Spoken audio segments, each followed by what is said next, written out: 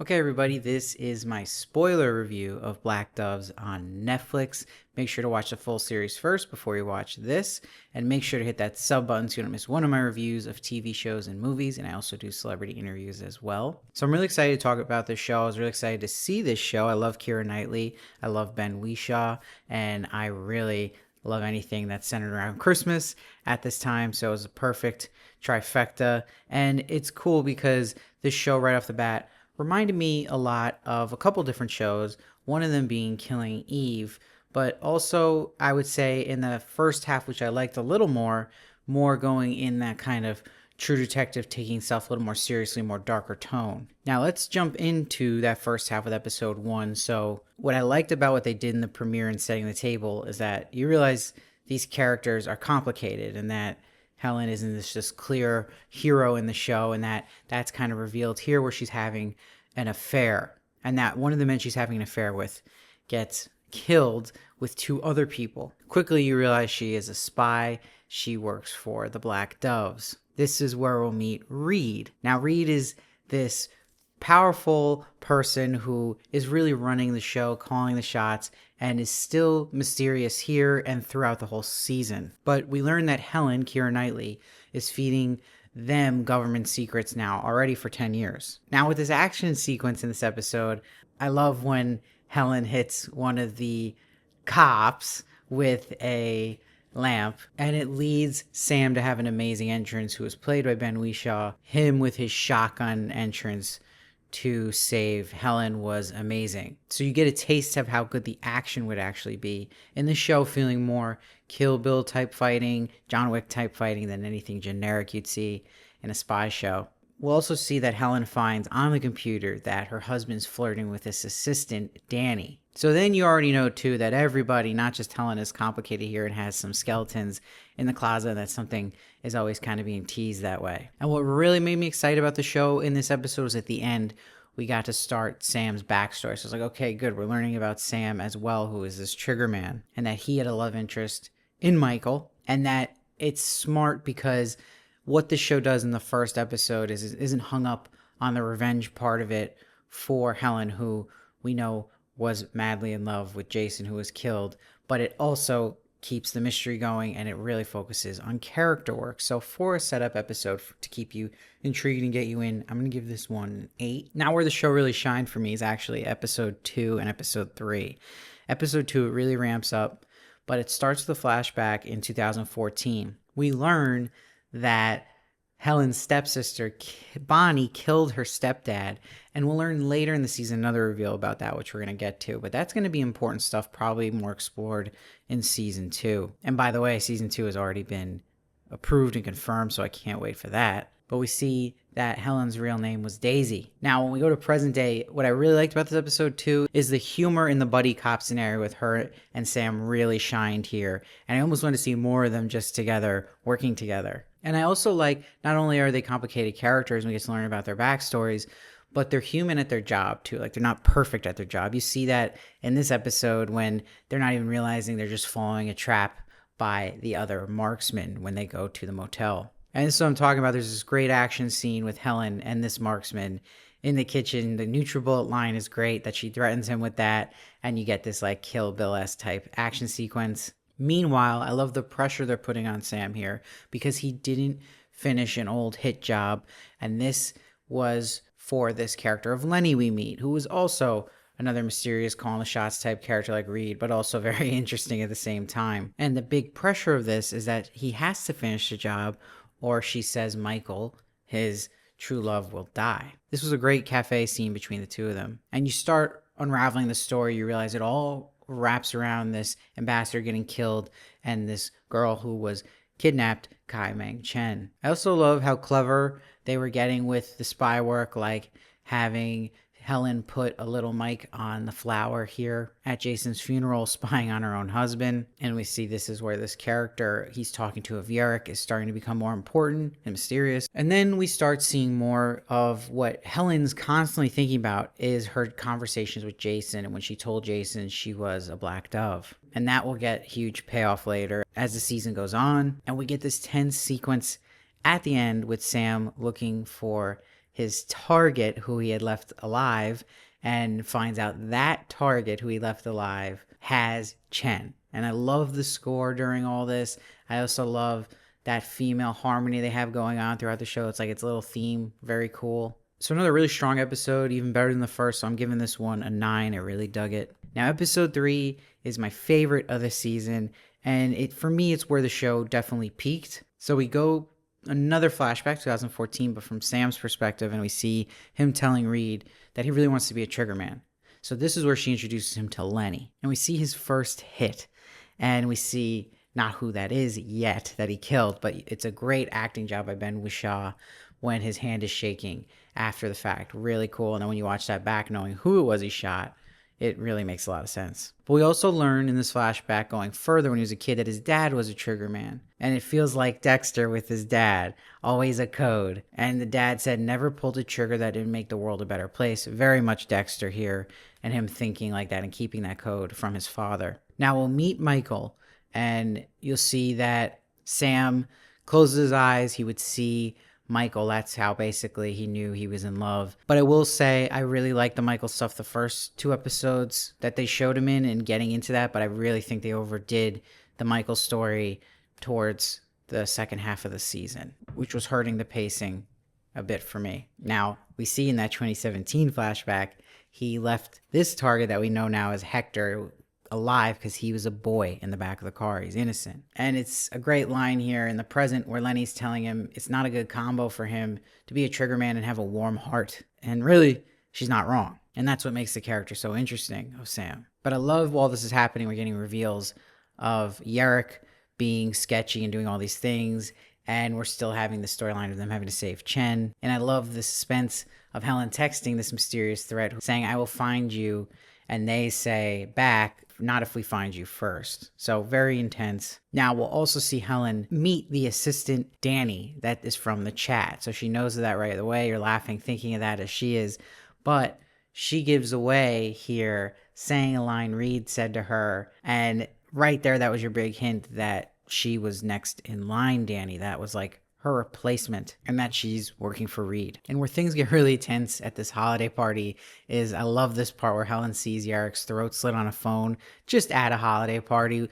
And this is someone, like she said, their family has done everything together. So really, really crazy. And then we get this amazing flashback where we're seeing Helen almost leave the Black Doves and get away from this life and leave Wallace. But you see there's this great scene of this staircase moment with Michael and Sam in a shootout, and they made it romantic, which was really cool and different. And we get to see a pregnant Helen come in with the kill, which was awesome. But what's messed up, and you start really seeing Reed's true colors, is we see Reed uses this whole situation now to keep Ellen in the game, because she's not even willing to pay to help them and help Sam in that situation to get out of that unless she knows she's going to stay. Really, really awful. And then we get a huge reveal on top of that, that Sam shot his dad. He was the first man he killed. And we get a great monologue of his father saying to him, when you take someone out, you look them in the eye because it is the most intimate thing you'll ever do with a person. You were the setting sun. You were the coming night. You were the last word in their story. Love that writing. So this episode to me had it all. It was dark. It was twisted. A lot of good reveals. Great pace. Good action. So I'm giving this one a 9.3. Now, where I had said in the beginning of my review that the show kind of felt like Killing Eve and at some points felt like True Detective, I think that True Detective vibe was those first 3 episodes. Where I got a little disappointed was in the second half, where it felt like Killing Eve, a show I also really like, but it also felt like Killing Eve on the other side of Killing Eve, where it kind of gets too much reveal after reveal after reveal and gets a little silly at the end of it. And then it starts to feel like a lot of these spy shows and didn't feel as unique to me. And also I want to say it really takes off of getting more information in the backstories that was so fascinating and dark and twisted about these characters, where it starts to repeat them because they're showing the effect of Helen thinking of Jason in her head, but you start getting like, okay, come on, we know this. Like, it takes away from that feeling you had in those first 3 episodes where you're just learning so much and being so fascinated. Now, episode 4, I like it opens right away with Sam's mission here of getting Chen and getting rid of Hector now for real because of the threat from Lenny. And we really get to know now Eleanor and Williams, this Triggerman combo. And I love when Eleanor no look shoots the guy off the stairs and she's like, did you see that?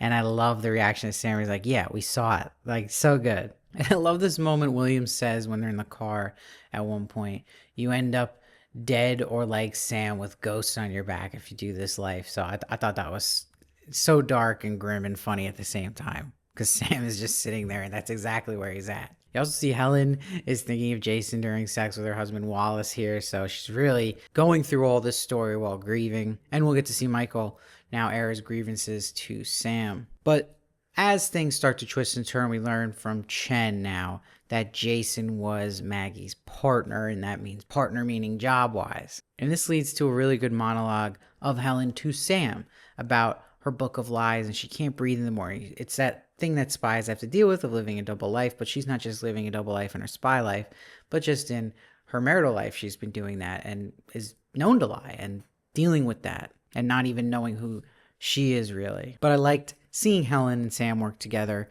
to get Cole Atwood, and I hope in season 2 they really lean in them together as well, because it really works with Keira Knightley and Ben Whishaw together. Now when they're doing this mission though, Sam slips up because he's distracted by Michael. He even gave a Simpsons character name to the woman in the embassy. But when they get Atwood out of the embassy, it's revealed the Clarks are the one who killed the ambassador. He was watching them, so they're revealed to be really this big bad that you can't see in the show. And we get another twist that Reed, true to her word, always goes to the highest bidder. So she lied to Helen here, thinking that she was saving Atwood, but she just was bringing him to a trap for the Chinese. And while that's happening, you're seeing how the assistant works for her and tells Wallace about Helen's affair. So this is just dirty business here. So this episode was good. I'm giving it an 8.2. I enjoyed it, but it did kind of shift tones for me a bit in a way I didn't expect.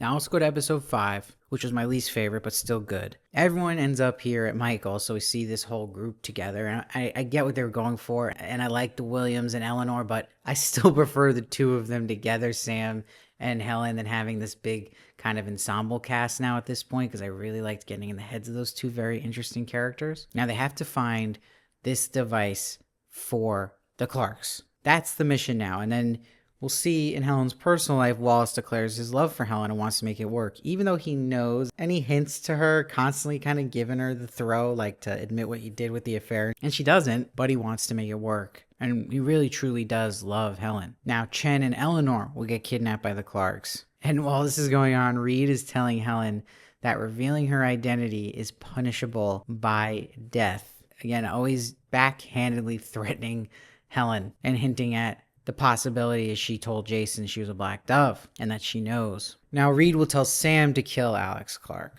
but that is because Reed also doesn't want Helen getting too close to something this big. But we'll see what really happens here is Helen finds this hard drive at the jewelry shop and Danny shows up, the assistant. They get in a knife fight in the jewelry store. And where the writing had its little cheat here was when they have Helen, who clearly would have killed Danny in that situation. This is someone supposed to replace her, just tried killing her.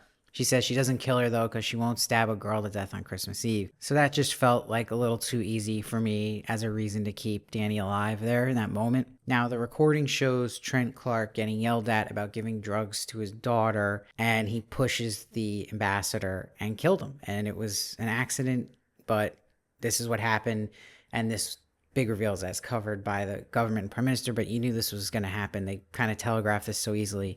That's another thing too, where then it started getting a little predictable at points here, but I'm giving this one an 8, still enjoyed it. Now, with the finale, that's where it went definitely back up in quality, and I really enjoyed it. Back to that story I talked about, her stepsister killed her stepdad, but we also learned that her stepdad did kill her mom. So that's something I can't wait to see explored in season 2 and what happened with that. And Helen wants vengeance on Alex Clark, wants justice for killing Jason. But this showdown was a little silly to me, the blocking of it, how it was directed. And it all felt like it was just sloppy for a show where the action was really good at the beginning, and even like the useless right-hand man behind Clark, and the character of Clark was kind of built up the mom, and she just really didn't deliver here. And it was also weird that like none of the Clarks that were outside or their team members, they were just all outside fighting, but there was no one else around to help them in this situation. It was just not the best scene. But you see The big moment is Sam takes the shot of Trent Clark, who is revealed to be the one who really made the call